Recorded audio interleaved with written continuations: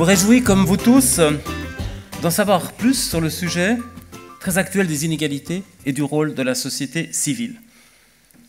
Vous vous demandez peut-être pourquoi la Fédération genevoise de coopération traite des inégalités. Précisément parce que la coopération, c'est fondamentalement la lutte contre les inégalités. Notre monde en guerre produit en retour d'innombrables inégalités qui seront le terreau de nouveaux ressentiments qui produiront de la violence dans un cercle sans fin. Aujourd'hui, les inégalités progressent, augmentent, que ce soit entre nations ou à l'intérieur des nations. Ces inégalités qui sont notamment dans l'ordre du revenu, mais également dans l'ordre de la fortune. Et donc quand on est dans un monde qui produit des inégalités, on produit aussi beaucoup de rancœur. Et quand on produit la rancœur, on produit une forme de haine de l'autre. Et ça peut se transformer évidemment en violence et en passage à l'acte, et c'est ce qu'on voit aujourd'hui sur le plan des relations internationales. Alors la société civile joue déjà un rôle, disons. La société civile joue un rôle supérieur et en profondeur, et en qualité, et en quantité à ce que font les États. Donc ça, il faut le dire, il faut le rappeler. C'est bien parce qu'il y a des gens qui s'organisent localement partout dans le monde et qui entretiennent entre eux des liens de solidarité qu'on avance vers un peu plus d'humanité dans le monde. Moi, ce qu'il m'a été demandé, c'était de voir si les inégalités sont une fatalité ou pas. Je crois que pour l'Afrique, ma démarche est de dire que non, ce n'est pas une fatalité en ce qui concerne les questions d'égalité hommes-femmes, parce que nous avons une histoire de 3500 ans où les femmes ont été constamment à des positions de pouvoir. Les femmes sénégalaises, c'est des femmes très combatives, c'est leur histoire, c'est des femmes qui sont des femmes par rapport à leur propre autonomie. Sur le plan économique, les femmes sont présentes partout. Sans les femmes, il y a longtemps que le Sénégal aurait sombré parce que dans les années 80, avec les politiques d'ajustement structurel, les usines ont fermé, les hommes étaient au chômage. Il a fallu que les femmes sortent des ménages pour prendre en charge ces problèmes, relever ces défis et faire en sorte que les familles continuent à survivre. Mais la conquête du pouvoir demeure une question tout à fait spécifique et spéciale. Et sur ce plan, les hommes sont des phallocrates comme dans la plupart des sociétés et veulent toujours être au niveau de ce contrôle. D'ailleurs, sans les femmes, eux-mêmes ne pourraient jamais être au pouvoir. La parité, c'est une loi qui a été votée en 2010 pour exiger qu'au scrutin des listes, les listes soient paritaires, alternées hommes-femmes, sinon la liste n'est pas recevable.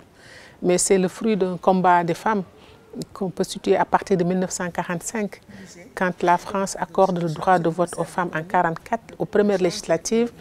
Ils acceptent que les Françaises de souche qui sont dans les 4 communes du Sénégal qui ont un statut français, que ces femmes blanches puissent voter, mais pas les femmes noires.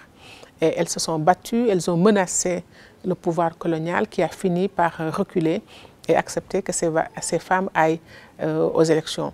Donc les femmes se sont battues et 2010 a été le couronnement d'un combat de plusieurs générations. Finalement, le pouvoir accepte que la loi sur la parité soit votée. Et en 2012, ça nous a permis d'avoir 42,7% de femmes à l'Assemblée nationale et en 2014, 47% de femmes pour les locales. Si on regarde quelques exemples qu'on a dans le passé, des périodes notamment une partie de l'entre-deux-guerres, une partie des 30 glorieuses dans les pays industrialisés, mais plus récemment en Amérique latine.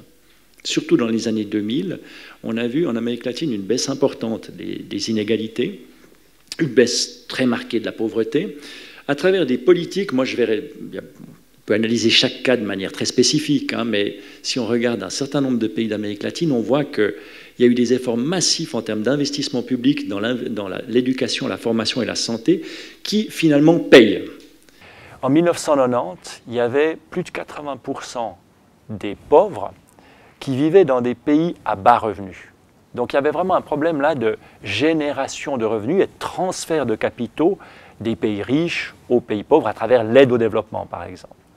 Aujourd'hui, 80% des personnes qui vivent sous le seuil de pauvreté internationale de 2 $ par jour vivent dans des pays à revenus intermédiaires, dont certains ont la bombe atomique, dont certains investissent des sommes massives dans l'armement et dont certains sont devenus des donateurs d'aide au développement.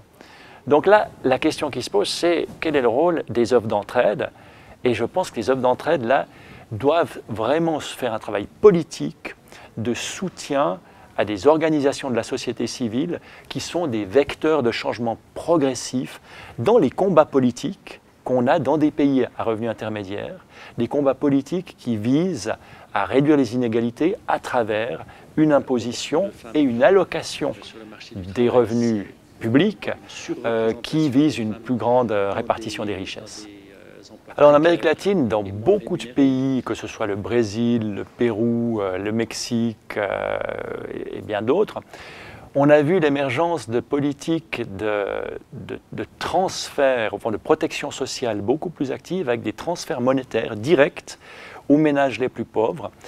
Et ces mesures-là ont nettement contribué à réduire la pauvreté, mais aussi à réduire les inégalités. On a une nouvelle génération de jeunes qui arrivent sur le marché du travail avec plus de qualifications et qui donc accèdent à des travaux mieux rémunérés qui ont tendance à baisser le niveau des inégalités. Et ces exemples-là qu'on a vus en Amérique latine ont pu être aussi financés pendant une période de cours assez élevé des matières premières qui a rempli les caisses de l'État, mais ça montre aussi qu'avec des politiques ciblées en termes d'investissement dans la santé et l'éducation et en termes de protection sociale, on arrive nettement à réduire les inégalités et la pauvreté.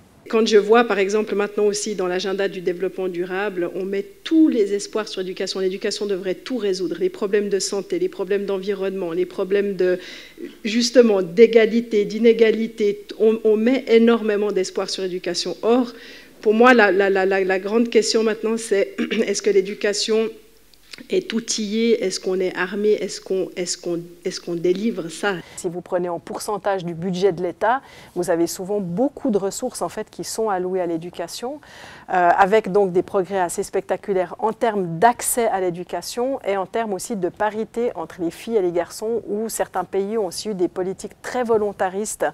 Maintenant, si vous regardez les inégalités qui se cachent derrière les chiffres, vous allez voir beaucoup de disparités, par exemple entre les zones rurales et les zones urbaines, entre les filles et les garçons, ça persiste dans certains cas, surtout si vous allez regarder les taux d'achèvement de l'éducation primaire, où les filles abandonnent beaucoup plus vite, souvent en raison des mariages précoces et autres. Si la famille doit choisir quel enfant elle laisse à l'école, c'est souvent la fille qui est retirée. Bon, il y a tout un tas de facteurs. Avoir un diplôme, faire l'école, réussir à l'école et avoir une vie meilleure, avoir un emploi, etc., n'est pas du tout immédiat.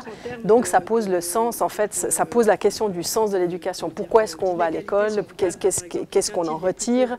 Est-ce que c'est utile? Est-ce qu'on apprend peut nous permettre de comprendre l'environnement dans lequel on est, d'agir sur cet environnement et d'avoir en fait une qualité de vie qui est meilleure? On a en tête toujours le même modèle d'éducation qui est souvent malheureusement une éducation de très mauvaise qualité. C'est-à-dire, on a un problème de sens, à quoi doit servir l'éducation, mais on a aussi un problème d'efficacité parce que les enfants, dans de nombreux pays, n'atteignent pas les résultats minimums d'apprentissage en lecture, écriture, mathématiques qui sont souvent testés au cours du cycle primaire. Donc en fait, on a de gros problèmes à ces deux niveaux. Et si vous avez un manque de pertinence et de qualité de l'éducation, ça a un lien avec les inégalités parce que, en particulier pour les enfants les plus pauvres, aller fréquenter une école qui ne vous apporte rien, qui ne sert à rien et dans laquelle vous apprenez très peu de choses, en fait, c'est tout simplement pas possible.